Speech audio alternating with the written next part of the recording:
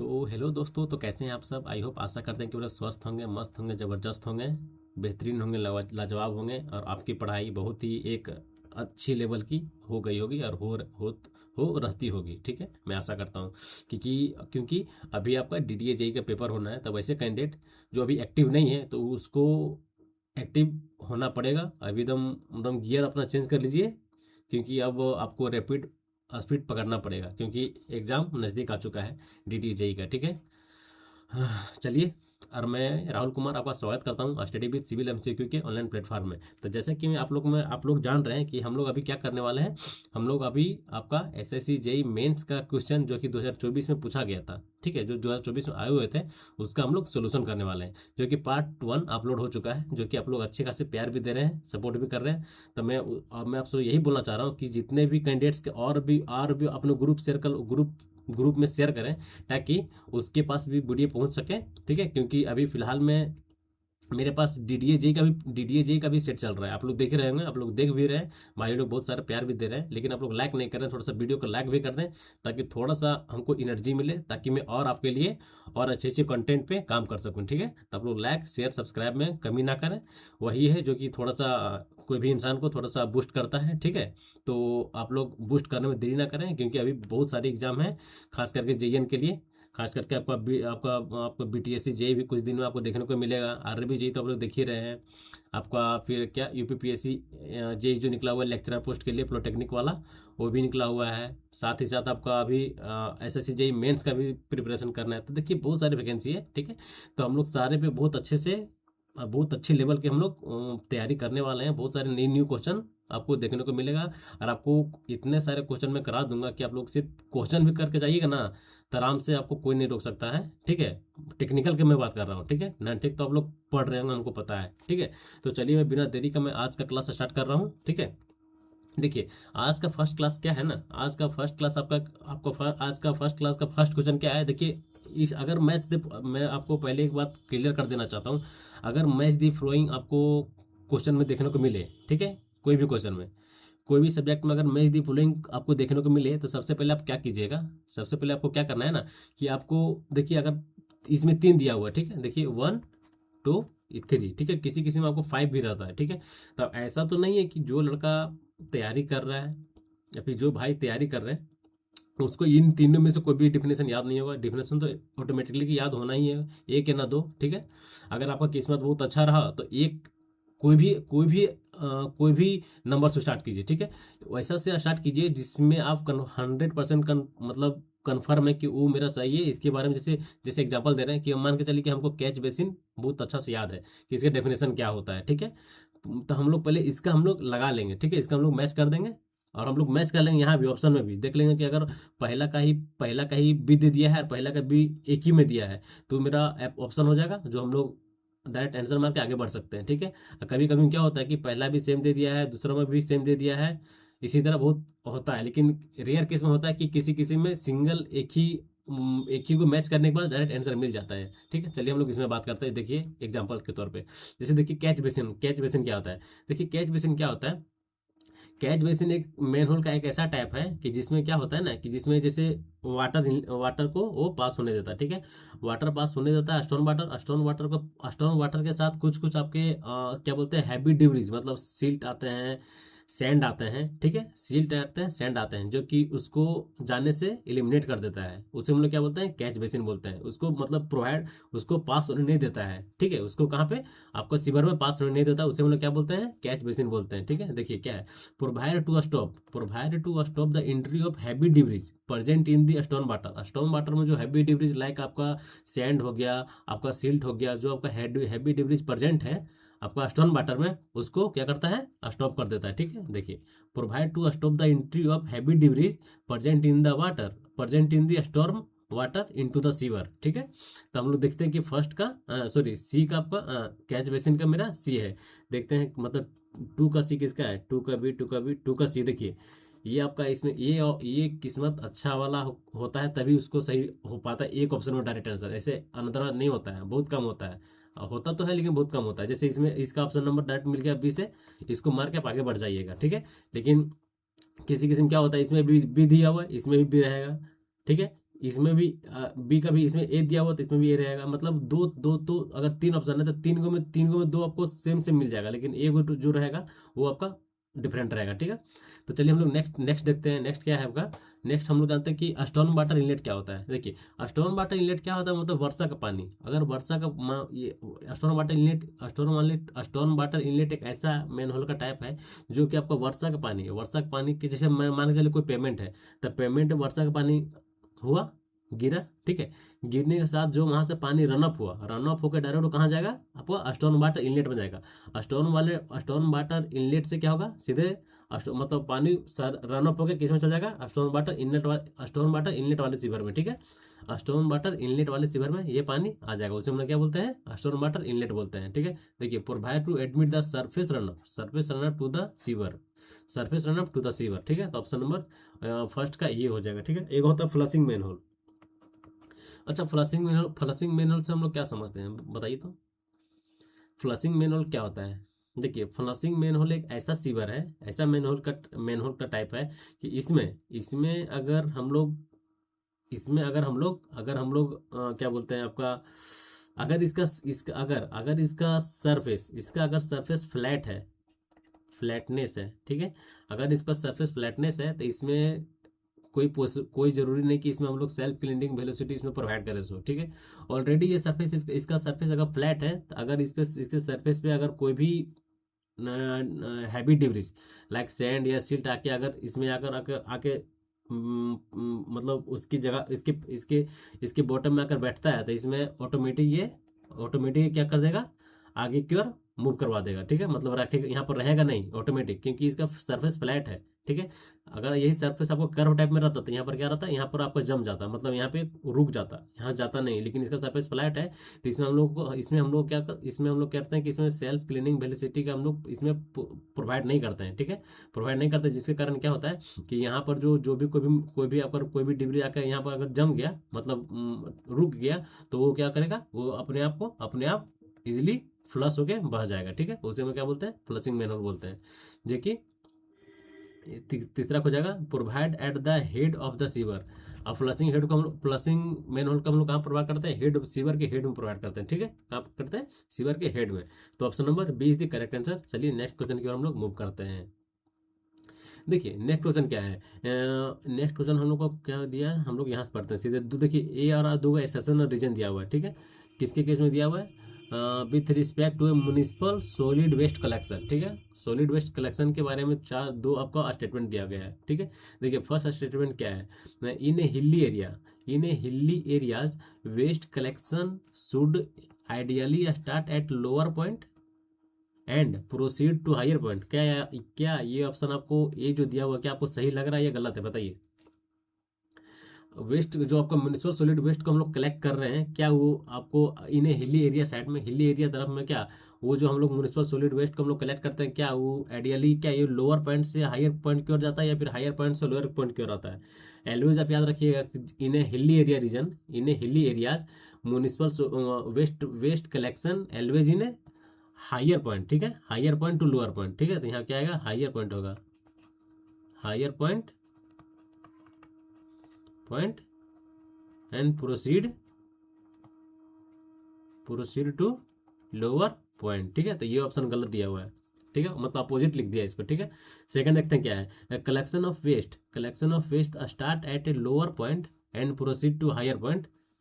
Ensure that waste collection और waste collector और waste collection vehicle not need not carry increase the amount of waste up to steep slope. ये सही बोल रहा है, ये ऑप्शन सही है, ठीक है। तो हम लोग को क्या देखें, option number first is wrong, कहाँ गया,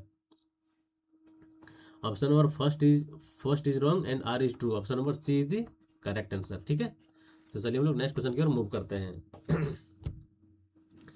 बताइए, अच्छा क्वेश्चन है, एक्सेप्टेबल लिमिट किसका पूछ रहा है, लेड का। बताइए कितना होता है इन ड्रिंकिंग वाटर, बताइए तो कितना होता है एक्सेप्टेबल लिमिट। आप लोग पढ़े होंगे जी, ऐसा बात कि नहीं आप लोग पढ़े हैं। एक्सेप्टेबल लिमिट कितना होता है जी, ड्रिंकिंग लेड का एक्सेप्टेबल लिमिट कितना होता है, 0.05, 0.01 या फिर आपका 0.00 या फिर 0.01 ml। पल ग्राफ बताइए कितना होता है। आप लोग याद रखिएगा, इसका टेबल है, मैं आपका टेबल थोड़ा सा आपको बनाने का कोशिश करता हूँ, ठीक है। उस टेबल तो आप लोगों को पता ही होगा, लेकिन मैं फिर से एक बार बना देता हूँ। यहाँ पर पैरामीटर पैरामीटर है, पैरामीटर है, यहाँ मेरा परमिसिबल लिमिट है,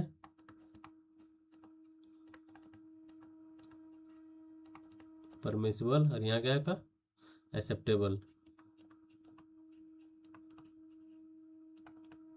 एक्सेप्टेबल लिमिट है, ठीक है। तो हम लोग जानते हैं क्या है। फर्स्ट हम लोग लेते हैं टोटल सस्पेंडेड सॉलिड, TSS, ठीक है। टोटल सस्पेंडेड सॉलिड का इसमें ये परमिसिबल कितना होता है, परमिसिबल आपका 500 होता है, ठीक है। और आपका एक्सेप्टेबल लिमिट कितना होता है एक मिनट में इसको थोड़ा सा सुधार लेता हूँ। परमिसिबल यहाँ नहीं होगा, यहाँ पर हम लोग लिखते हैं एक्सेप्टेबल लिमिट, ठीक है। तो सीक्वेंस में ठीक से चलेगा, ठीक है। ये क्या आपका है, एक्सेप्टेबल लिमिट, ये एक्सेप्टेबल है, ये आपका परमिसिबल है, परमिसिबल लिमिट, ठीक है। देखिए इसमें एक्सेप्टेबल लिमिट कितना होता है बताइए तो। टोटल डिजॉल्व सॉलिड में एक्सेप्टेबल लिमिट कितना होता है, परमिसिबल लिमिट कितना होता है बताइए। टोटल डिजॉल्व सॉलिड में एक्सेप्टेबल लिमिट कितना होता है आपका, कॉज फॉर रिजेक्शन, थोड़ा अच्छा से लिख देते हैं, कॉज फॉर रिजेक्शन, ठीक है। चलिए फर्स्ट क्या आपका टोटल डिजॉल्व सॉलिड कितना होता है, इसका परमिसिबल लिमिट 500 और कॉज फॉर रिजेक्शन 2000, ठीक है। अरे यार बैटरी डाउन, ठीक है। इसके बाद टर्बिडिटी कितना होता है बताइए तो, टर्बिडिटी कितना होता है, 1 से 5 होता है, ठीक है।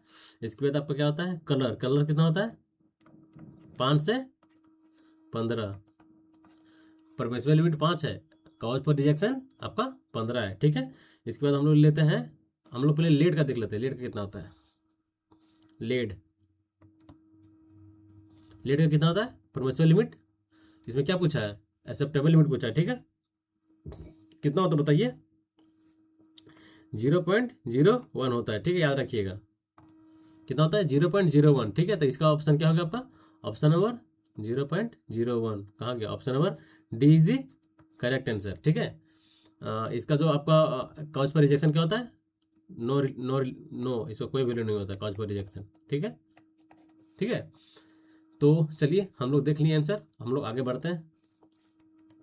नेक्स्ट क्वेश्चन क्या है देखिए, नेक्स्ट क्वेश्चन क्या है देखिए, फिर से उसी टाइप का क्वेश्चन आ गया। इसमें हम लोग इसको हम लोग किस टाइप से करेंगे, उसी टाइप से करेंगे कि हम लोग जो पहले हम लोग आता है पहले हम लोग इसको हम लोग लगा लेंगे, ठीक है।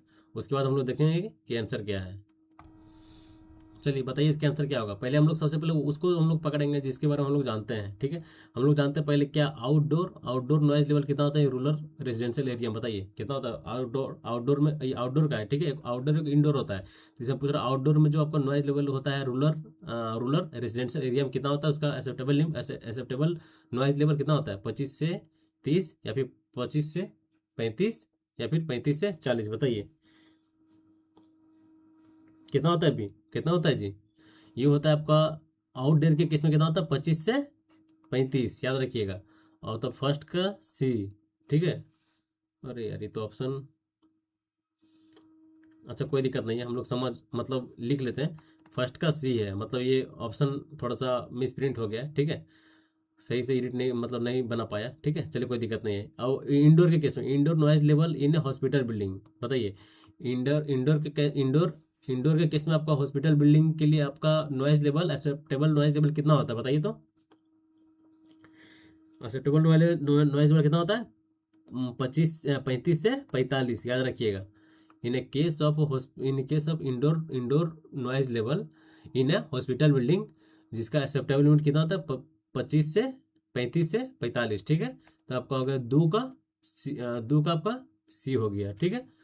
फर्स्ट का बी हो गया ना, फर्स्ट का बी हो गया, ठीक है, फर्स्ट का बी हो गया। तो नेक्स्ट जो बचा आपका जो 3 का क्या हो जाएगा, 3 का ए हो जाएगा, ठीक है। ये मेरा ऑप्शन जो रहेगा वो मेरा वो करेक्ट आंसर है, ठीक है। चलिए हम लोग आगे बढ़ते हैं। देखिए नेक्स्ट क्या है, the compound responsible for a cause permanent hardness. बताइए, ये क्वेश्चन तो आप लोग गलती नहीं कीजिएगा, ठीक है। बताइए कौन सा कंपाउंड है जो कि परमानेंट हार्डनेस है, जिसके कारण परमानेंट हार्डनेस होता है। बताइए, calcium carbonate only, calcium chloride only, both calcium bicarbonate and magnesium bicarbonate, या फिर मैग्नीशियम बाइकार्बोनेट ओनली। बताइए, बताइए क्या इसका आंसर होगा। देखिए क्या होता है ना कि जो टेम्पोररी आपको हार्डनेस जो होता है, हार्डनेस मेनली जो आपको होता है टू टाइप का होता है, ठीक है। हार्डनेस, हार्डनेस यहाँ मैं लिखता हूँ, हार्डनेस और टू टाइप्स, टू, आप लोग जानते हैं कौन कौन सा होता है, बताइए तो। फर्स्ट आपका क्या हो गया, टेम्पोररी हार्डनेस, टेम्पोररी हार्डनेस, इसे हम लोग और क्या बोलते हैं, कार्बोनेट, कार्बोनेट हार्डनेस, ठीक है। ये किसके कारण से होता है बताइए तो। टेम्पोररी हार्डनेस जो होता है किसके कारण से होता है, देखिए टेम्पोररी हार्डनेस एलवेज जो होता है आपका कैल्शियम, ठीक है, कैल्शियम और मैग्नीशियम के कार्बोनेट से आपका टेम्पोररी हार्डनेस होता है, ठीक है। किसका, presence of calcium and magnesium carbonate, ठीक है। तो हम लोग लिखते हैं टेम्पोररी हार्डनेस,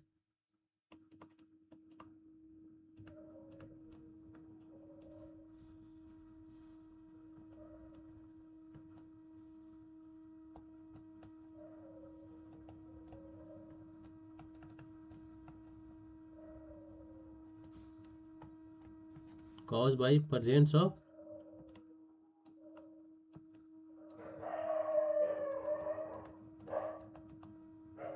डिजॉल्व, डिजॉल्व क्या, dissolve of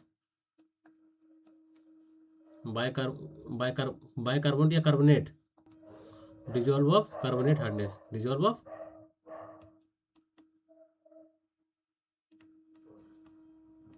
carbonate hardness, temporary hardness is caused by presence of dissolve of carbonate hardness of किसका, magnesium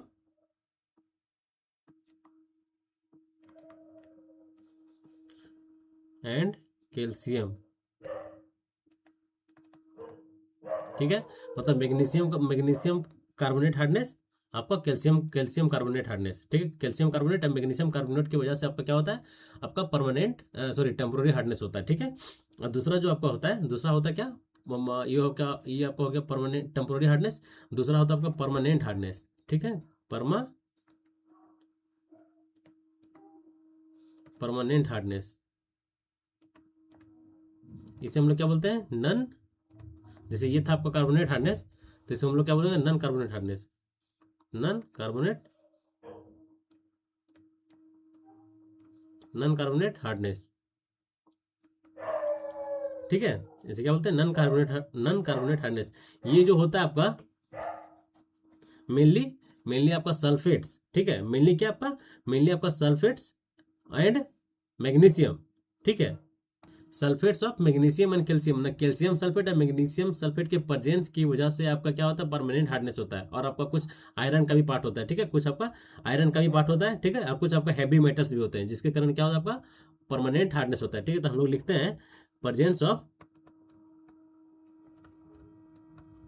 presence of dissolve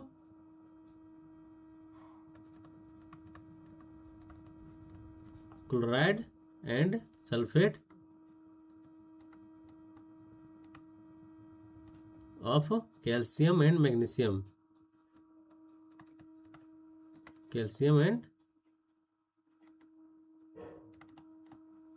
magnesium, और कुछ आयरन भी होते हैं, और आपका हैवी मेटल भी होते हैं, हैवी मेटल्स भी होते हैं, ठीक है। तो हम लोग इसमें क्वेश्चन में क्या पूछा है कि the compound responsible for causing permanent hardness, ठीक है। तो परमानेंट हार्डनेस के लिए क्या आपका होता है, कैल्शियम क्लोराइड, ठीक है। जैसे देख लीजिए, presence of dissolve of chloride, ठीक है, क्लोराइड ऑफ कैल्शियम क्लोराइड हो, या फिर आपका मैग्नीशियम का क्लोराइड हो, ठीक है। या फिर मैग्नीशियम का सल्फेट हो या फिर आपका कैल्शियम का सल्फेट हो, उसकी वजह से आपको क्या होता है, परमानेंट हार्डनेस होता है। ठीक है, तो option number B is the correct answer. ठीक है, देखिए नेक्स्ट क्वेश्चन क्या है, the compound responsible for, oh same question, the compound responsible cause for permanent hardness, ये किस टाइप से कर दिया यार।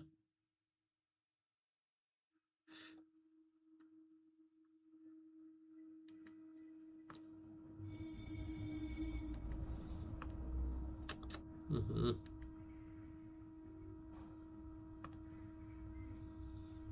थोड़ा गजब कर दिया, थोड़ा सा मिस्टेक कर दिया है, इसका ऑप्शन ही दिया है सिर्फ इसका, द कंपाउंड रिस्पॉन्सिबल, अच्छा चलो यार ये रॉन्ग क्वेश्चन है, नेक्स्ट क्वेश्चन की ओर हम लोग बढ़ते हैं। यहाँ से हम लोग बढ़ते हैं, थोड़ा सा 2-3 क्वेश्चन में थोड़ा सा मतलब प्रिंटिंग एरर है। ठीक है, चलिए नेक्स्ट क्वेश्चन हम लोग पढ़ते हैं। देखिए क्या फर्स्ट आपका नेक्स्ट क्वेश्चन क्या है, 56वां क्वेश्चन क्या है कि respect to the manufacturing of ordinary Portland cement, बताइए ऑर्डिनरी पोर्टलैंड सीमेंट के केस में कौन सा आपका करेक्ट स्टेटमेंट दिया हुआ है। देखिए फर्स्ट क्या है, फर्स्ट स्टेटमेंट क्या है और सेकंड क्या है, थर्ड क्या है। देखिए हम लोग फर्स्ट पढ़ते हैं, use of A gypsum is a making cement avoid A flat set of cement. क्या ये सही बोल रहा है, हम लोग जिप्सम को यूज करते हैं सीमेंट में, किस लिए करते हैं हम लोग, किस लिए करते हैं बताइए, हम लोग जिप्सम को यूज करते हैं, किस लिए करते हैं, रिटार्ड द सेटिंग टाइम को कम करने के लिए। तो ये क्या है, यहाँ क्या बोल रहा है, use of A gypsum is a making cement avoid flash set को अवॉइड कर रहा है, ये मतलब ये ऑप्शन सही है जहाँ तक। ठीक है, नेक्स्ट पढ़ते हैं, देखिए सीमेंट प्रोसेस को अवॉइड करता है। ठीक है, नेक्स्ट क्या है आपका, the manufacturing of cement by the wait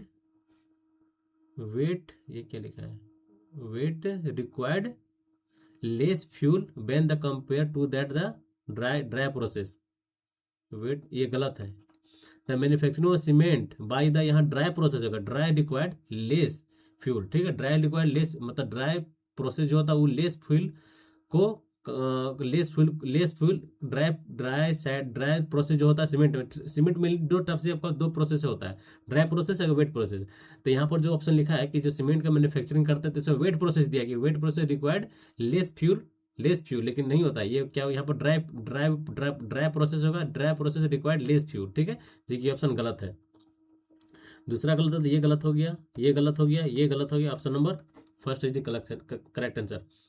आपको मैं पहले भी कराया था कि इस टाइप से अगर एक ऑप्शन आपको सही मिल रहा है तुरंत आप लोग आंसर चुने, मेरा फर्स्ट यहाँ मिल गया था, मेरा पहला सही है, पहला इसमें भी है, इसमें भी है, इसमें भी है, मतलब ये गलत हो गया था, लेकिन देखेंगे दूसरा भी गलत है, तो दूसरा मेरा ये है तो ये गलत हो जाएगा, ये भी गलत है, ये भी गलत है, मतलब only one is the correct answer. ठीक है, चलिए नेक्स्ट क्वेश्चन की ओर हम लोग मूव करते हैं।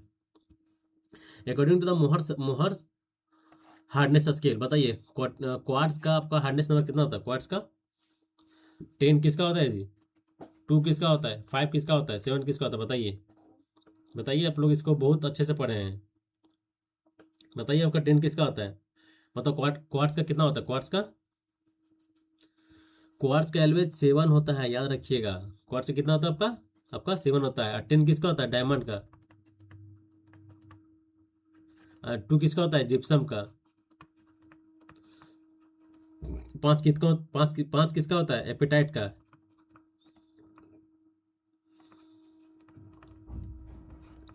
APITIT। ठीक है, 5 किसका होता है, एपिटाइट का, याद रखिएगा, डायमंड का 10, जिप्सम का 2, एपेटाइट का 5, क्वार्ट्स का 7। ठीक है, इसकी वजह का एक और आपका होता है कोरंडम, कोरंडम का आपका 9 होता है, इसके बाद आपका टोपाज होता है, टोपाज TOPAZ, जो टोपाज से कितना होता है, 8 होता है, टोपाज का 8 आता है, टोपाज का 8 होता है, याद रखिएगा। इस टेबल से आपको एक नए क्वेश्चन आपको देखने को मिल जाएगा। ठीक है, एक होता है टेल्क, TALC, जिसका 1 होता है हार्डनेस नंबर। ठीक है, तो चलिए नेक्स्ट क्वेश्चन की ओर हम लोग मूव करते हैं। देखिए नेक्स्ट क्वेश्चन क्या है, हार्डनेस बताइए, उसी तरह हम लोग अप्रोच लगाएंगे। ठीक है, इसमें तो सब सारा सही दिया हुआ ना, ठीक है, PQR ABCD सही है। Hardness, absorption, soundness and compressive strength, बताइए बताइए इसका कैसे क्या होगा।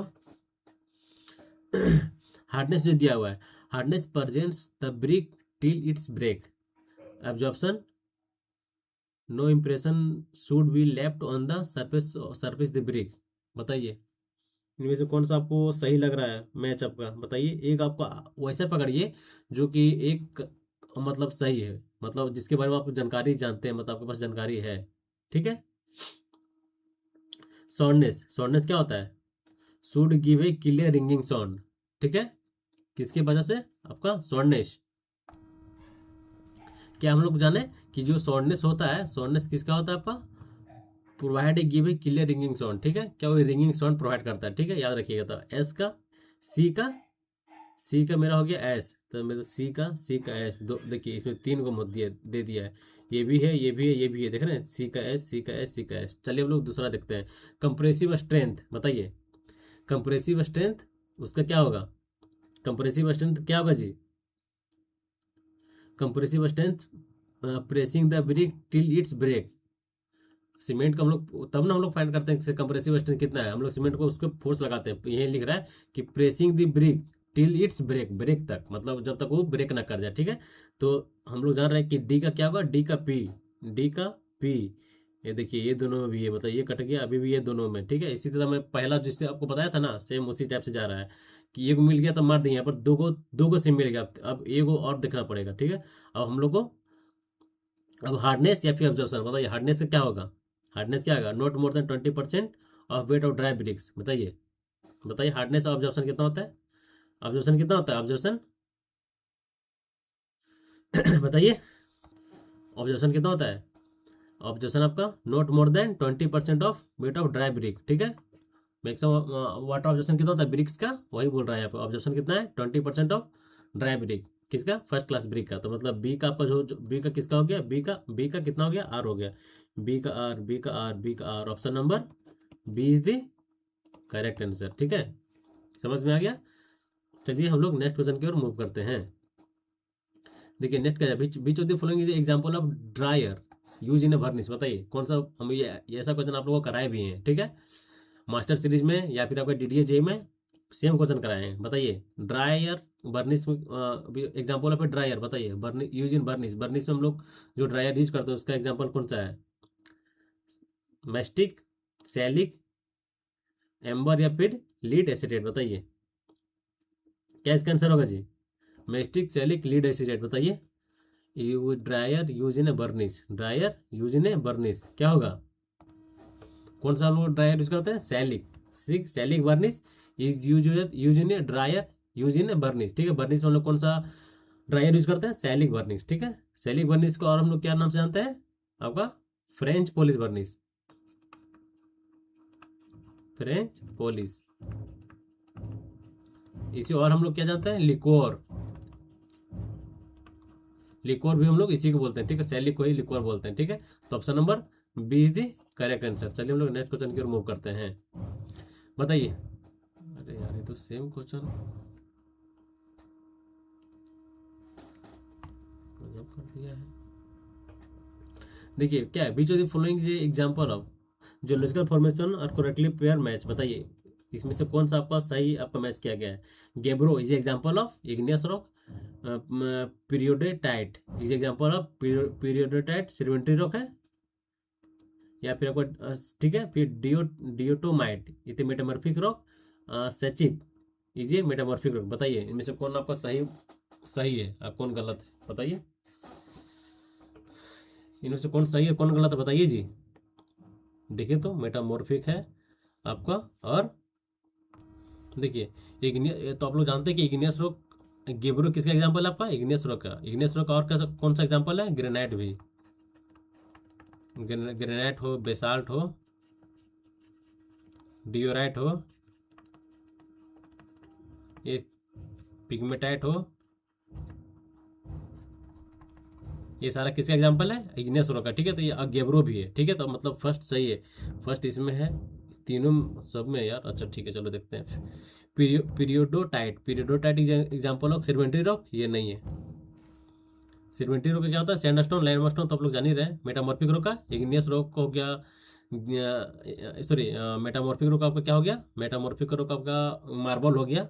आता है किसमें? मेटामॉर्फिक रॉक, मेटामॉर्फिक रॉक में। इसमें क्या? Diatomite is example of metamorphic rock, ये भी नहीं है।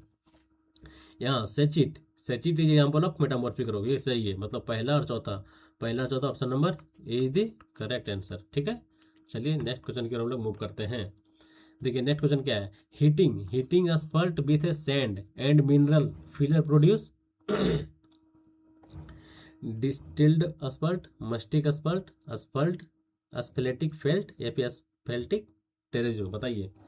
हीटिंग asphalt विथ सैंड के साथ हम लोग asphalt को हीट कर रहे हैं, and sand and minerals filler produce, बताइए क्या है। Heating asphalt with sand and minerals fillers produce, क्या क्या प्रोड्यूस करता है, distilled asphalt, mastic asphalt produce करता है। ठीक है, देखिए मेस्टिक asphalt क्या होता है, मेस्टिक asphalt से एक तरह से फिलर मटेरियल है, जो कि क्या होता है, एक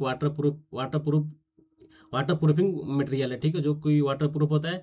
दूसरी बात हम लोग बोल सकते हैं कि हम लोग जनरली ये ड्यूरेबल भी बहुत ज़्यादा होता है। ठीक है, और हम लोग ये भी बोल सकते हैं कि आपका रूफ जो फ्लोरिंग होता है, रूफ फ्लोरिंग जो होता है, वहाँ पे हम लोग भी आपका फिलर मटेरियल के तौर पे इसको मेस्टिक asphalt को यूज़ करते हैं। ठीक है, तो option number B is the correct answer. ठीक है, चलिए नेक्स्ट क्वेश्चन की हम लोग मूव करते हैं। देखिए नेक्स्ट क्वेश्चन क्या है, बताइए कि कट बैक बिटुमिन के लिए कौन सा स्टेटमेंट सही है आपका। फर्स्ट क्या है आपका, addition of petroleum hydrocarbon kerosene decrease the viscosity of bitumen, cut back bitumen. ठीक है, दूसरा addition of petroleum hydrocarbon increase the ability of bitumen to penetrate into a asphalt concrete, क्या ये सही है, to penetrate into a asphalt concrete, बताइए कौन statement इसका आपको सही लग रहा है।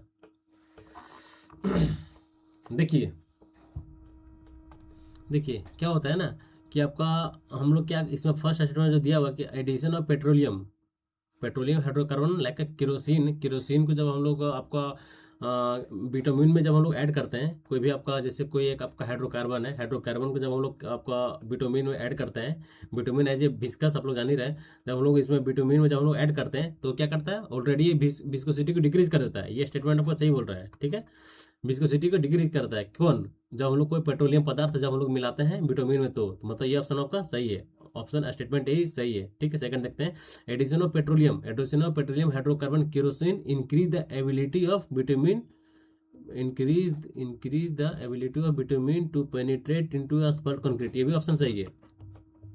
जैसे ही हम लोग हाइड्रोकार्बन को बिटुमिन में ऐड करते हैं तो क्या करता है कि जो उसका पेनिट्रेशन पावर जो होता है, ठीक है, एबिलिटी जो होता है, क्या बोला कि increase the ability of penetration power उसको इंक्रीज कर देता है। ये बात अभी सही है। ठीक है, तो option number C is the correct answer, both option is correct. ठीक है, चलिए नेक्स्ट क्वेश्चन की हम लोग मूव करते हैं। चलिए ये तो इजी क्वेश्चन है, initial setting time of ordinary portal setting कितना होता है जी, ऐसा क्वेश्चन बताइए। ऐसा इजी क्वेश्चन आपको मेंस में पूछा गया, एसएससी जेईई के मेंस में पूछा गया। ठीक है, वो भी 2024 में, मतलब लेटेस्ट में आपको इस टाइप से क्वेश्चन देखने को मिला है। ठीक है, बताइए इनिशियल सेटिंग टाइम कितना होता है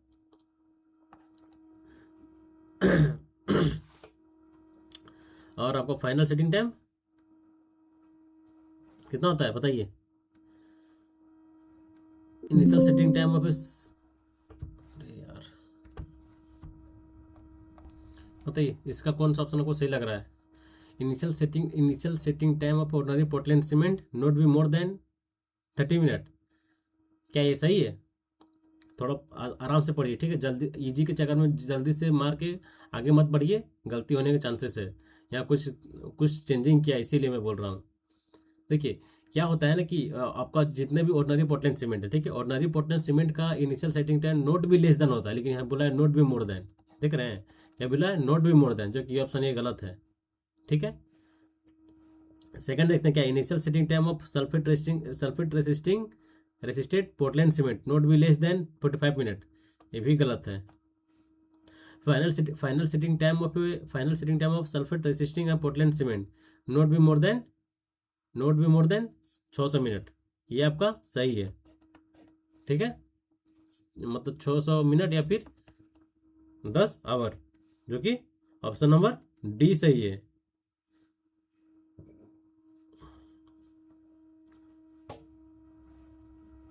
डी सही, मतलब ऑप्शन नंबर ओनली सी होगा, लेकिन एसएससी इसको आंसर मारा है क्या, एसएससी इसको सी मारा है। ठीक है, जो कि गलत है।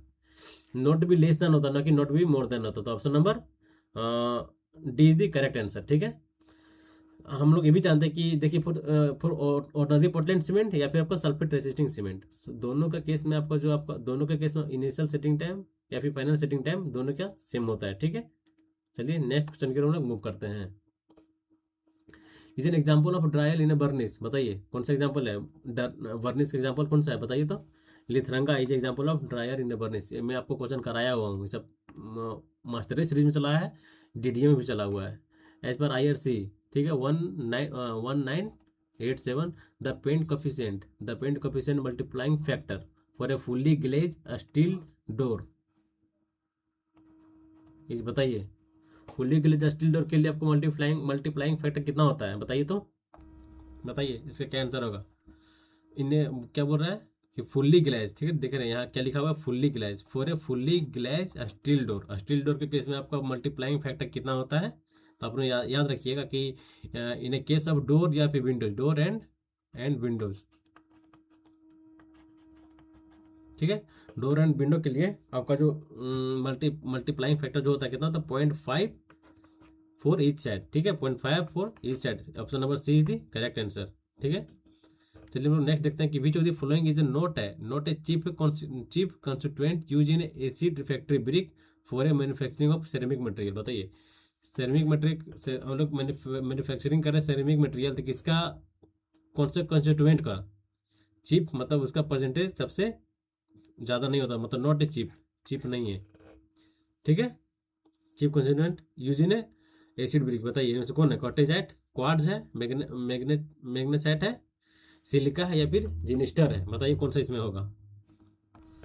तो इसका क्या आंसर होगा, which is the following not a cheap constituent use in acid refractory brick for manufacturing of ceramic material, बताइए क्वार्ट्ज, मैग्नेसाइट इज मैग्नेसाइट जो इसका एक कंस्टिट्यूएंट है जो कि ये नॉट ए चिप होता है, ज़्यादा नहीं परसेंट रहता है टू मैन्युफैक्चरिंग है सेरेमिक मटेरियल। ठीक है, तो option number B is the correct answer.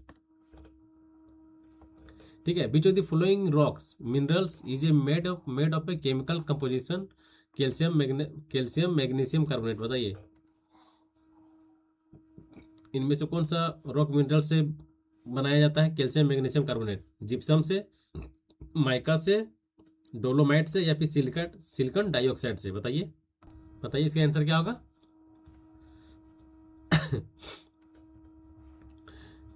Flowing rocks minerals is made of a chemical composition कौन से केमिकल कंपोजिशन से हम लोग मेड बनाते हैं, कैल्शियम मैग्नीशियम कार्बोनेट। ठीक है, तो एक होता है आपको डोलोमाइट एक ऐसा मिनरल्स है जिससे कैल्शियम मैग्नीशियम कार्बोनेट को बनाया जाता है। ठीक है, तो option number C is the correct answer. देखिए नेक्स्ट क्वेश्चन क्या है, प्रीवियस क्वेश्चन क्या था, हाँ इसका तो डिस्कस हो गया। चलिए 68 question, is characterize due to swelling causes by a growth of layer of a sapwood over ones after branch has been cut off in a irregular manner, बताइए उसे बोले क्या बोलते हैं, रिंगाल बोलते हैं, सेक बोलते हैं, फॉक्सीनेस बोलते हैं या कैनोट बोलते हैं। Due to swelling caused by the growth of layer of sapwood over a ons after branch has cut off in a irregular manner, उसे हम क्या बोलते हैं, फॉक्सीनेस या कैनोट्स, बताइए क्या बोलते हैं उसको हम लोग, क्या बोलते हैं उसे हम लोग रिंगाल बोलते हैं। ठीक है, याद रखिए क्या बोलते हैं उसको हम लोग, रिंगाल बोलते हैं। Option number A is the correct answer. ठीक है,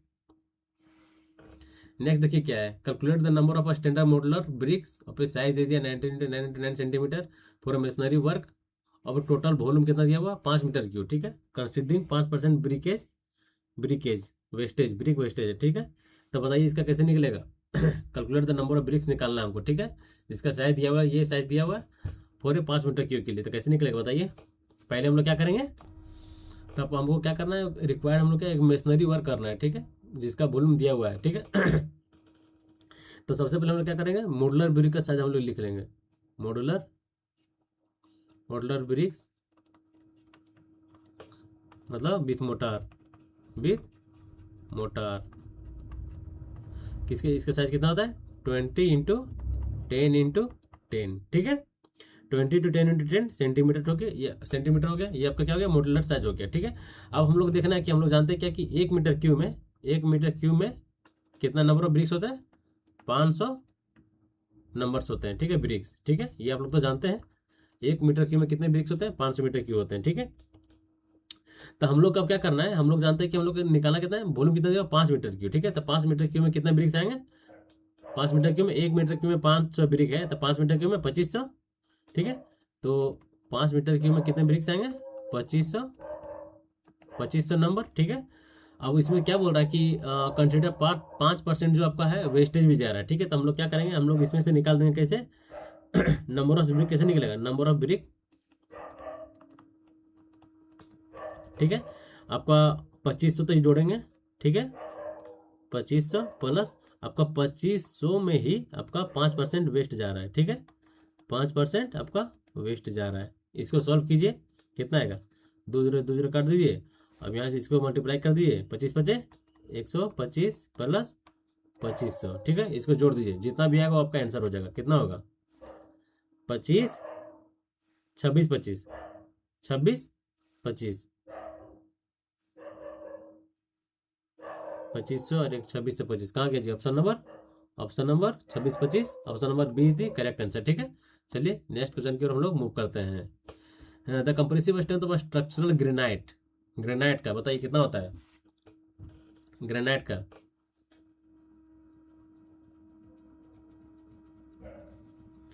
कितना होता है कंप्रेसिव स्ट्रेंथ बताइए। ग्रेनाइट का किससे कम नहीं होना चाहिए, बोल रहा कि compressive strength of granite when the tested according to the IS 112 part 4 not be less than, granite का कितना होता है, 7 या 201 70 से 201 होता है न्यूटन पर mm², मतलब option number D is the correct answer. Sorry ये नहीं होता यार, एक मिनट, थोड़ा सा हमको लगा स्लेट टाइप में, ठीक है। इसका होता है 104 से 40 होता है, ठीक है, थोड़ा डेटा है ना, 104 से 140 होता है, ठीक है, 104 से 140, मतलब option number B is the correct answer, ठीक है, ये ऑप्शन नहीं है, ठीक है। आपका ये हो गया आपका किसका, ग्रेनाइट का। इसी तरह स्लेट होता है, ठीक है, स्लेट का हो गया 70 से 210, ठीक है, ये इसका होता है, स्लेट का होता है 70 से 210 mm², ठीक है। इसके बाद आपका क्या होता है, ग्रेनाइट हो गया LLSM, डबल एल ट्रिक क्या है, LLSM, एल से आपका लेटराइट हो गया, इसके कितना होता है 1.8 से 2.5 होता है, ठीक है।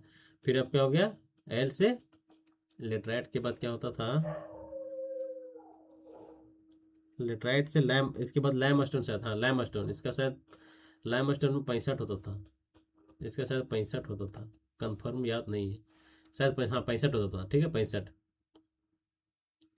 फिर 65 से 75, 65 से 75 किसे, सैंडस्टोन कितना है, इसका 75 होगा। फिर आपका मार्बल है, मार्बल का कितना हो जाएगा, मार्बल का हो जाता था आपका इसका भी डेटा याद नहीं, इसको मैं बता दूंगा, ठीक है। फिलहाल हम लोग को किसका जानना था, आपका ग्रेनाइट का था, ग्रेनाइट कितना हो गया, 104 से 140, ठीक है, option number B is the correct answer, ठीक है। चलिए नेक्स्ट क्वेश्चन की हम लोग मूव करते हैं। Open channel flow is sub critical, open channel flow is a sub critical when the Froude number is, बताइए, सब क्रिटिकल, ठीक है, फ्रॉड नंबर कितना होता है, इक्वल टू 1 फॉर सब critical flow, fraud number less than 1, ओ sorry ये critical flow होता है, क्रिटिकल ये आपका हो गया सब critical flow, fraud number greater than 1, critical सब क्रिटिकल सुपर क्रिटिकल फ्लो, ठीक है। कि जिसका क्या पूछ रहा है, फ्रॉड नंबर पूछ रहा है, ठीक है। बताइए कितना होगा, लेस देन यूनिटी, मतलब option number D is the correct answer, ठीक है। चलिए नेक्स्ट क्वेश्चन की ओर हम लोग मूव करते हैं। देखिए नेक्स्ट क्वेश्चन क्या, for the most economical trapezoidal section of the slopes, one of the sloping side shall be equal to, बताइए, for the most economical trapezoidal channel section, economical trapezoidal channel section, one of the sloping side be equal to, बताइए किसके equal होता है आपका sloping side, कोई ट्रेपोजोइडल section है, किसके equal होता है, किसके इक्वल होता है, half to the top width, half to the top width, ठीक है। तो option number B is the correct answer. Next देखिए क्या है, flow in open channel in is a classified in a turbulent flow. पता है टर्बुलेंट फ्लो के case में कितना होता है आपका रेनॉल्ड्स नंबर वैल्यू, किसने पूछ रहा है, देखिए ध्यान दीजिएगा, फ्लो इन चैनल में पूछ रहा है, ठीक है। पाइप के केस में अगर आप नहीं लगा दीजिएगा मोर देन 4000 कितना होता है जी, in case of open channel flow में, turbulent flow, in case of turbulent flow, इसमें क्या दिया, ओपन चैनल फ्लो के केस में दिया है, टर्बुलेंट आपका जो रेनॉल्ड्स नंबर का जो वैल्यू होता है एलवेज कितना होता है, मोर than 2000, more than less than 2000, more than 4000, ये तो नहीं होगा, लेस देन ये भी नहीं होगा। देखिए इसका एक मैं लिमिनार के केस में कितना होता है, लिमिनार हो गया, दूसरा क्या हो गया ट्रांजिशन, तीसरा हो गया टर्बुलेंट के केस में, ठीक है। तो लिमिनार में जो होता है आपका लेस देन 500, ठीक है, लेस देन 500। फिर ट्रांजिशन के केस में कितना हो गया 500 से 2000, इसका कितना हो गया ग्रेटर देन 2000, ठीक है। तो option number more than 2000, option number D is the correct answer, ठीक है। देखिए नेक्स्ट क्या है, differential manometer are use to measuring the pressure, difference of pressure between 2 point, option number C is the correct answer. A real fluid in which the shear stress is not a proportional to the rate of shear strain is known as non-Newtonian fluid। अब मैं आपको कराया हुआ same question कराया हुआ हूँ, ठीक है, सेम क्वेश्चन, कोई अंतर नहीं, सेम क्वेश्चन मैं आपको DDA जेई में, या फिर आपको प्रैक्टिस करना है तो आप SSC जेई का जो मेंस का जो सारा सॉरी मास्टर सीरीज जो हुआ है आप वहाँ से प्रैक्टिस कर सकते हैं, ये सारे क्वेश्चन वहाँ पे मैं कराया हूँ, ठीक से, तो आप लोग वहाँ से प्रैक्टिस कर सकते हैं। विच of the following is A factor is not consider for the selection of A rail, बताइए कौन सा फैक्टर है जो कि नॉट कंसीडर नहीं करते हम लोग को सिलेक्ट करने में, मतलब सिलेक्शन रेल को सिलेक्ट करने में। स्पेसिंग ऑफ रेल करते हैं, स्पीड ऑफ टेरेन या distance between the successive rail station, speed of terrain भी करते हैं, गेज ट्रैक भी करते हैं, लेकिन distance between the successive railway station, distance between, ये ऐसा कोई सिलेक्शन ऑफ रेल का ये कोई फंडा नहीं है, ठीक है। तो option number C is the correct answer, इसको हम लोग कंसिडर नहीं करते हैं, ठीक है। चलिए नेक्स्ट क्वेश्चन देखते हैं क्या है, calculate the number of sleeper, बताइए सेम क्वेश्चन, आप लोग सेम क्वेश्चन है, बताइए इसी कॉन्सेप्ट आप लोगों को बताया ना हूँ मैं, बहुत इजी क्वेश्चन है, बताइए कैसे निकलेगा। देखिए शॉर्ट में बताइए, शॉर्ट में दिमाग लगाइए कैसे, 800 दिया हुआ टोटल, 800 डिवाइडेड बाई 13 कीजिए, कितना होता है, 13 5 65, 13 छक 78, 13 छक 78, कितना बच गया 80 20 हो गया, तो डिवाइड देंगे 13 एकम 13, 7 20 70, 13 5 65, 5 मारते 65, ठीक है, मतलब 61 पॉइंट समथिंग आ गया, ठीक है। चलिए हम लोग मान लेते हैं इसको कितना मानिएगा हम लोग, चलिए इसको मान लेते हैं लगभग में 62 मान लेते हैं, ठीक है। अब हम लोग कितना दिया, m+5 दिया हुआ था, m कितना मेरा है 13 + 5 18, ठीक है। 18 को हम लोग 62 से गुना कीजिए, 62 × 18, जितना गुना कीजिएगा वो आपका आंसर आ जाएगा, ठीक है। इसका आंसर कितना है आपका 1108, ये आपका आंसर हो जाएगा, ठीक है। इसको गुना कीजिएगा तो। चलिए नेक्स्ट क्वेश्चन की ओर हम लोग मूव होते हैं। देखिए in a plate girder the intermediate vertical stiffeners are provided to, बताइए इन ए प्लेट गटर के केस में, इन ए प्लेट गटर है जिसमें हम लोग इंटरमीडिएट वर्टिकल स्टिफनर्स हम लोग प्रोवाइड करते हैं, कौन सा, क्या हम लोग प्रोवाइड करते हैं किस लिए, eliminate flange crippling, connect the two member, eliminate the web crippling, क्या है, इंटरमीडिएट, आई बी, बी से बकलिंग, ठीक है। Option number C is the correct answer. मैं इससे जितने भी इंटरमीडिएट हो गया, इंटरमीडिएट वर्टिकल स्टिफनेस हो गया, वेब क्रैकिंग हो गया, मतलब इसमें जितने भी पॉइंट्स हैं, डायगोनल क्रैकिंग हो गया, लॉन्गिट्यूडिनल स्टिफनेस हो गया, डायगोनल स्टिफनेस हो गया, ठीक है। इसके बारे में आपको मैं एक ट्रिक बताऊंगा, ठीक है। ट्रिक के माध्यम से सारा याद हो जाएगा, ठीक है। मैं कभी मैं लेके आऊँगा, मतलब फिलहाल में ही मेरे पास हमको याद है कि हमको किस किस पे टॉपिक पे हमको एक शॉर्ट वीडियो बनाना है, ठीक है। आपसे मैं कम्युनिकेट किया था कि आपका क्या बोलते हैं, थ्योरलैट वाले पोर्शन से है, डंपी लेवल वाले पोर्शन से है आपका, और ये आपका एक आपका है हॉरिजॉन्टल और वर्टिकल स्टिफनेस वाले के केस में, ठीक है। तो option number C is the correct answer. चलिए नेक्स्ट क्वेश्चन हम लोग की ओर बढ़ते हैं। देखिए क्या, which of the following is a not factor use to calculate the effective net area of a tension member. बताइए, geometric factor, ductility factor, shear lag factor ये होता है, लेकिन इम्परफेक्शन फैक्टर ये नहीं होता है, ठीक है। तो option number D is the correct answer. अच्छा क्वेश्चन, बताइए विच टाइप ऑफ वेल्ड, किस टाइप का वेल्ड है ये, continuous fillet weld, flat weld, या ग्रोव वेल्ड व लेप वेल्ड।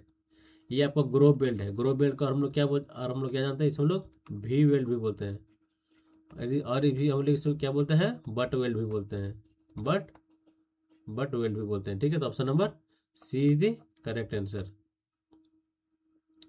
देखिए अच्छा क्वेश्चन है, बताइए which the following a buckling curve is applicable about Z Z axis, ठीक है। Z Z axis for a roller I section दिया हुआ है, ठीक है। इसका इसका क्या था बताइए, तो बकलिंग क्लास इसमें एक क्राइटेरिया तो यहाँ दिया हुआ है, H is to width of flange greater than 1.2 and thickness of flange less than 40 mm। इसमें जो आपका बकलिंग क्लास होता है क्या, ए बी बी सी, ठीक है।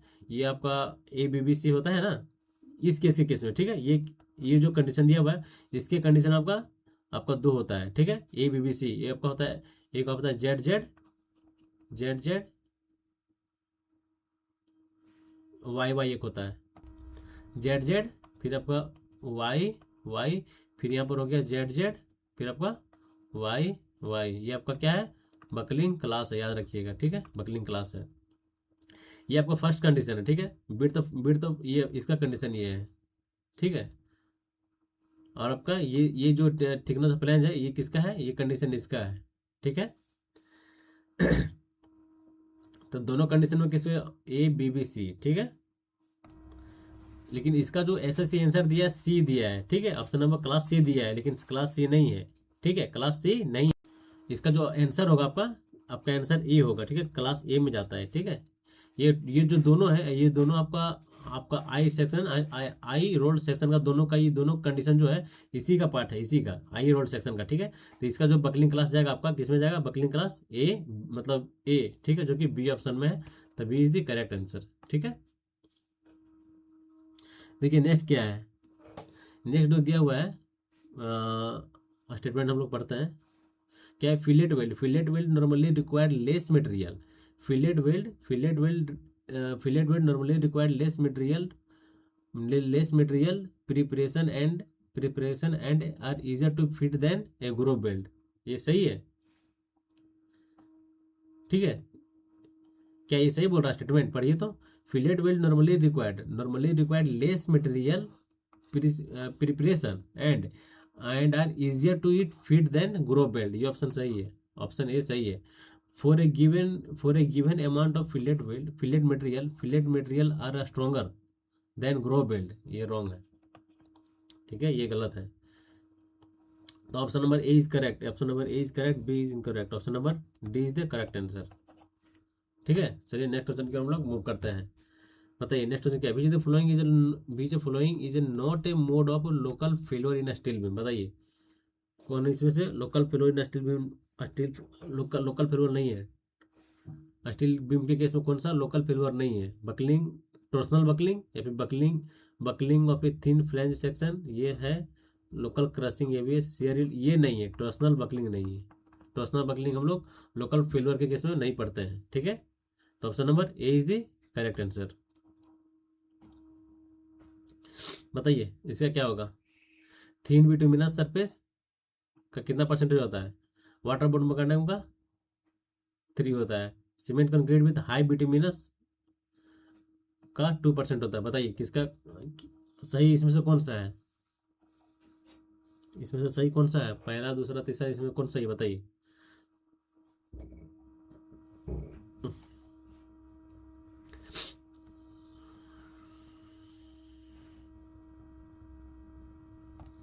कौन सही होगा जी बताइए, आप लोग कमेंट कीजिए।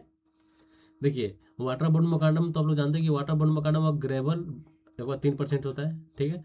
Cement concrete with high bituminous, ये आपका सही है 2%। लेकिन थीन जो बिटुमिनस दिया हुआ है ना, थीन बिटुमिनस कंक्रीट, ये 2% नहीं होता है। ये 2.5% होता है, ये आपको गलत है। दूसरा तीसरा इज करेक्ट, ठीक है। बताइए इसका ये कौन सा टेस्ट है, आप लोग इसके बारे में अच्छे से जानते हैं, क्या है, penetration test, softening point test, ductility test, viscosity test. ये क्या है, मोल्ड है, यहाँ क्या है, ये प्लंजर है, ये क्या है, इसमें पेनिट्रेट होता है, इट मीन्स पेनिट्रेशन टेस्ट, ठीक है। Which of the following incorrect with respect to function of a camber, बताइए कैम्बर के केस में कौन सा उसका फंक्शन नहीं है। देखते हैं, it help to drain off the rain water from the road is quickly, ये सही है। It prevent the entry of surface water into the pavement layer, it prevent the entry of surface water into the pavement layer. Next पढ़ते हैं, it reduce the contact between bituminous pavement layer with a water for longer duration to avoid the stripping of a bitumen from aggregate, ये भी सही है। it provide a structural stability and support the edge of a pavement, ऐसा तो कुछ हम लोग पढ़ते नहीं हैं मतलब कैम्बर में, ठीक है। it prevent the entry of surface water into the pavement layer, ये भी सही है, मतलब option number D is the correct answer, ठीक है। नेक्स्ट क्वेश्चन देखिए क्या है, बताइए, while aligning a hill road with ruling gradient दिया 5%, horizontal curve 70%, horizontal curve radius कितना 70% है, बताइए ग्रेड कंपनसेशन क्या होता है, कितना होता है जी, 35 प्लस आर बाई आर, एक आता है 75 बाई आर, ठीक है। कितना हो गया 35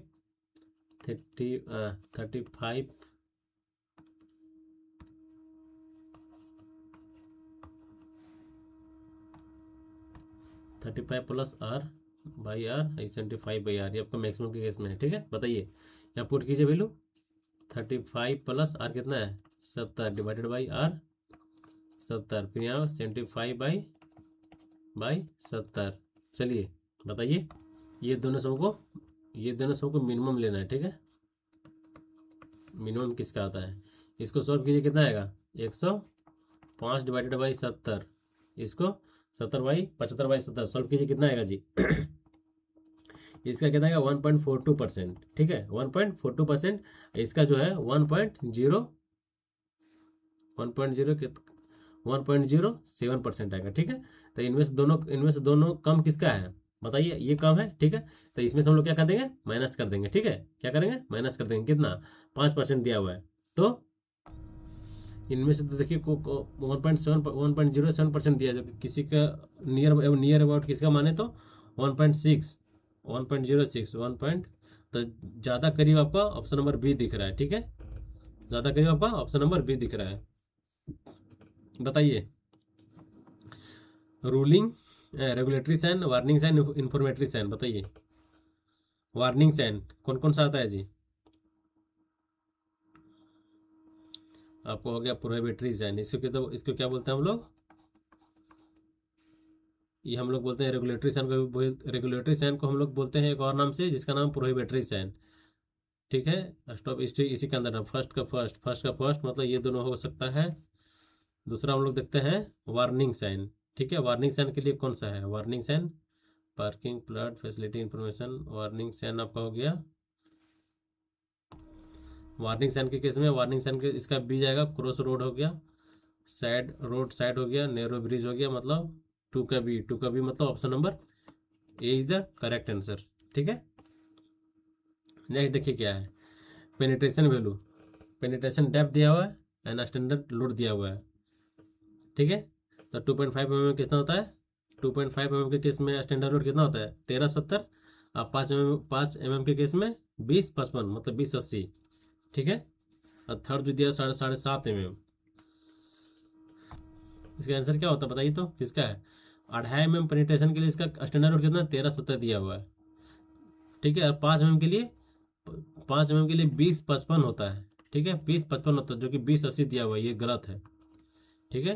तो ओनली, और तीसरा क्या है आपका 7.5 mm पेनिट्रेशन के लिए, 7.5 mm पेनिट्रेशन के लिए इसका 7.5 mm पेनिट्रेशन के लिए 26 26 26 30 स्टैंडर्ड लोड होता है। अरे यार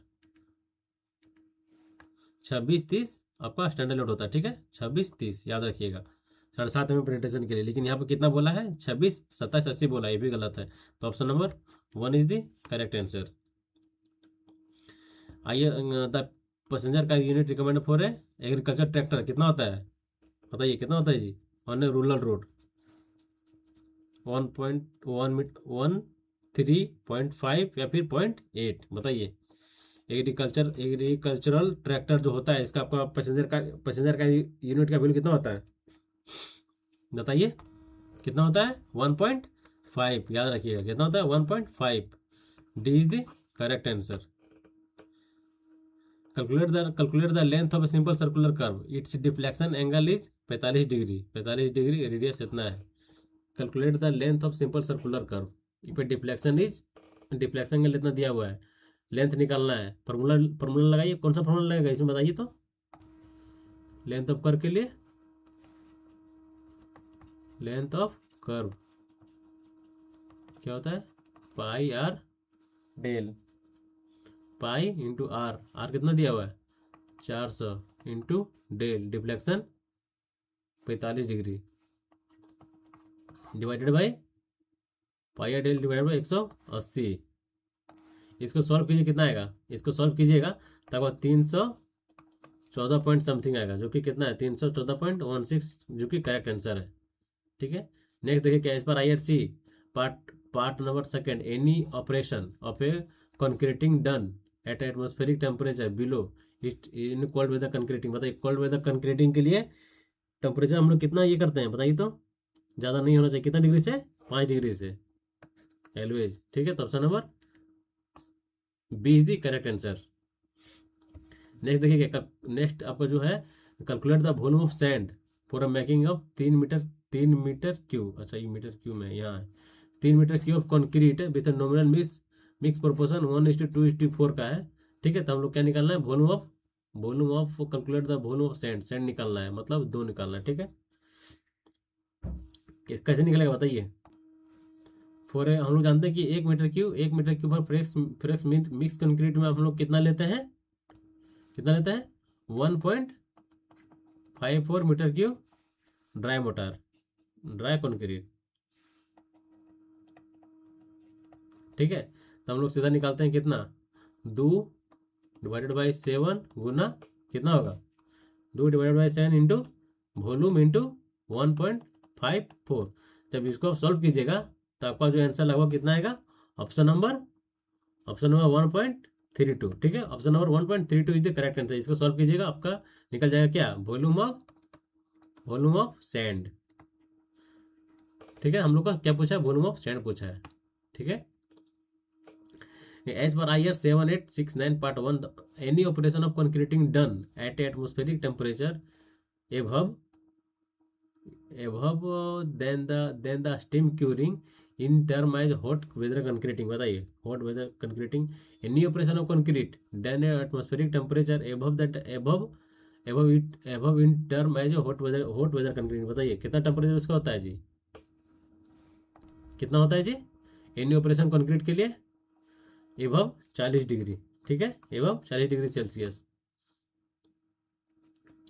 इन a centrifugal pump cavitation is reduce by, बताइए in a centrifugal pump cavitation is reduce by reduction of suction head, increase flow velocity, reducing the discharge या फिर थ्रोटलिंग द डिस्चार्ज, बताइए। कैविटेशन आपका reduce हो रहा है, कैविटेशन एलवेज हम लोग क्या करते हैं कैविटेशन में हम लोग जानते हैं कि आपको हम लोग in a centrifugal pump cavitation is reduce by reducing the suction head, क्या रिड्यूसिंग द सक्शन हेड। ठीक है, तो option number A is the correct answer. Next देखिए क्या कि इन ए करेक्ट स्टेटमेंट, इतना लंबा चौड़ा क्या पढ़ेंगे हम लोग, सीधे असर्शन पढ़ते हैं। असर्शन रीजन क्या दिया हुआ है, by providing air vessel on a suction and delivery side of a reciprocating pump it is possible to increase the delivery head of a pump. ठीक है, सेकंड पढ़ते हैं कि the air vessel eliminate the accumulation acceleration head, the air vessel eliminate the acceleration head and makes discharge uniform। कौन सा statement आपको इसमें सही लग रहा है, गलत लग रहा है, बताइए।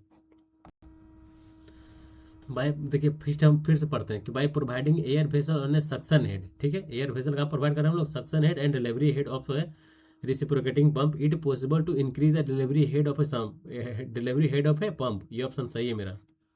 ठीक है, सेकंड देखते हैं क्या है कि the air vessel eliminate the acceleration head, the air vessel eliminate the acceleration head, air vessel eliminate करता है किसको, acceleration head, and make the discharge uniform. सही बात, ये भी सही है। ठीक है, A and B are true but R is not correct explanation of A. सही है, option number A is the correct answer. ठीक है,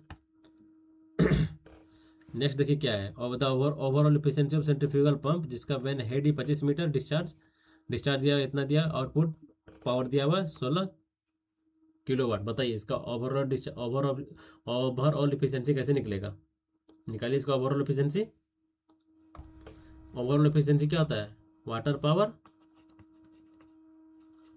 पावर डिवाइडेड बाय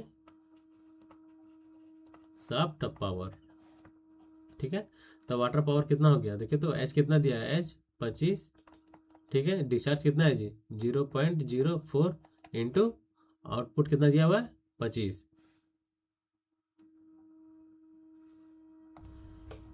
ये तो एफिशिएंसी, ओवरऑल एफिशिएंसी फॉर्मूला क्या आता है, rho G Q H divided by P. ठीक है, तो रो का वैल्यू हम लोग कितना लेंगे 1000। ठीक है, जी तो हम लोग जी हम लोग 10 लेंगे। ठीक है, कितना लेंगे जी हम लोग 10 लेंगे, फिर डिस्चार्ज ले लेंगे, डिस्चार्ज का वैल्यू कितना है दे दिया है 0.4, और एच हम लोग हेड दे दिया है। हम लोग का पावर देखना है, पावर कितना हम लोग है 16 गुना 10 के पावर 16 गुना किलोवाट में है ना, तो चेंज कर दिए। अब इसको सॉल्व कीजिए, कितना आएगा, सॉल्व कीजिएगा तो आपका आंसर आएगा लगभग में कितना 62%। ठीक है, 62.5%, इसको सॉल्व कीजिएगा तो। ठीक है, तो हम लोग ऑलरेडी देखा जाए तो ऑलरेडी हम लोग एक पार्ट मतलब पेपर 24 दिसंबर 2024 का पेपर फर्स्ट हम लोग एनालिसिस कर चुके हैं कंप्लीटली 100 क्वेश्चन तक। आप लोग देख सकते हैं कि अभी हम लोग 100 क्वेश्चन में है। ठीक है, तो आप लोग का सेशन कैसा लगा, आप लोग सेशन को लाइक करें, सब्सक्राइब करें, देन शेयर करें। फिर आप लोग को कल के डेट में आप लोग को फिर से आप लोग को फिर अलग डेट का जो क्वेश्चन आया होता उसका हम लोग सोल्यूशन करेंगे। ठीक है, तो आज का वीडियो यहीं पे समाप्त करते हैं। जय हिंद, जय भारत, थैंक यू ऑल।